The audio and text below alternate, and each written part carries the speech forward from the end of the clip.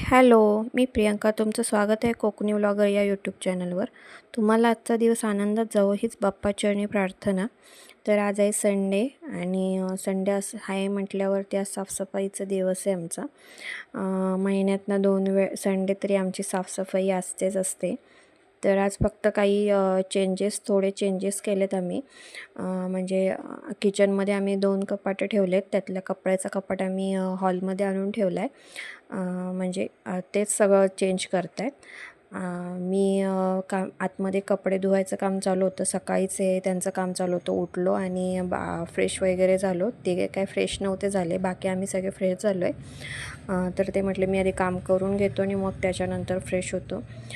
तर कपाट आम्ही एक्सचेंज केला. म्हणजे जो किचनमध्ये कपाट होता तो आम्ही बाहेर हॉलमध्ये नेऊन ठेवला. तर तीच ही जागा आहे.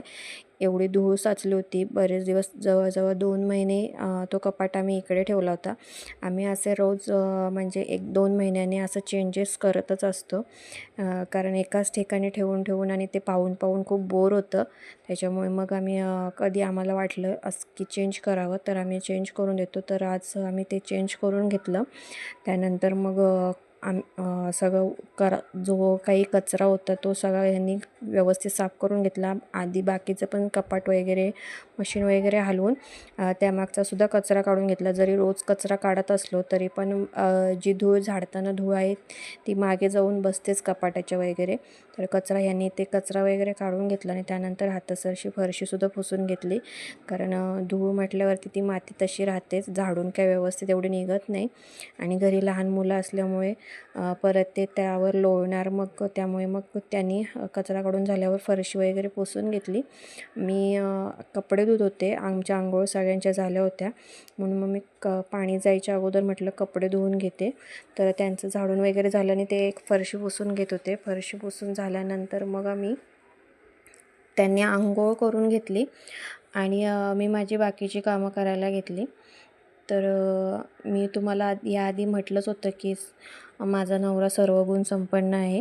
तर खरंच तो तसाच आहे. कारण त्याला कोणतं काम येत नाही असं नाही. जेवण पण बनवता येतं, साफसफाईसुद्धा एक्सपर्ट आहे.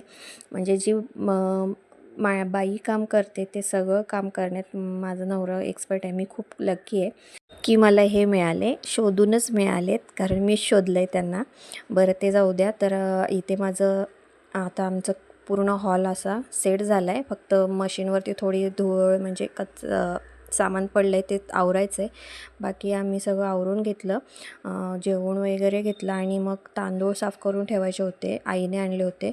रोजच्या भाताला साफ करायचे होते. कारण ऐन वेळेला साफ करायला काही जमत नाही, गडबड होते जेवण करताना. त्यामुळे मी आधीच साफ करून ठेवते. तर इथे आम्ही दोघं साफ करायला बसलो तांदूळ. तर छकुलीसुद्धा आली होती. ते काम झाल्यानंतर मग आम्ही डीमार्टमधून जो किराणा आणला होता तो तसाच होता.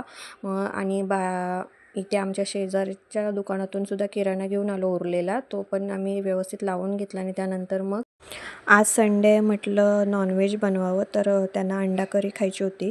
मग त्यांनी अंडी सकाळी घेऊन आले होते. तर मग मी अंडा करी लगेच बनवली आणि त्यानंतर मग शेंगदाणेसुद्धा भाजून ठेवले होते, कारण ते खराब होतात बुरशी लागते म्हणून. तर ते पण शेंगदाणे वगैरे भाजून घेऊन ठेवले. थंड होईपर्यंत म्हटलं जेवून घेऊया. तर हे आमचं साधंसं जेवण.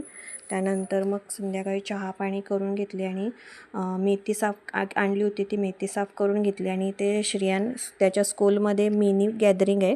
म्हणजे फक्त पहिलेचं आणि आणखीन कोणत्या तरी इयत्तेचं गॅदरिंग आहे. तर त्याची प्रॅक्टिस चालू होती त्याची.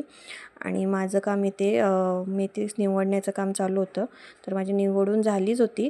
तेवढ्यात छकुली आली. तिला म्हटलं नको हात लावू, कारण मेथी निवडून झाली होती आणि पूर्ण ती सगळीकडे पसरवून टाकेल, म्हणून मग तिला बाजूला केलं. आणि त्यानंतर मग त्याला शाळेमध्ये जो गॅदरिंगसाठी ड्रेस हवा होता तो आमची शोधाशोध काम चालू होतं. तर ते काय मिळालं नाहीच, मग नवीन घ्यावं लागणार आहे. तर ते झाल्यानंतर शोधून झाल्यानंतर मग आम्ही जेवायला बसलो. तर मी आज भात आणि सांबार केलं आहे जेवणाला. तर तुम्हाला माझा आजचा व्हिडिओ कसा वाटला हे मला नक्की कळवा. बाय.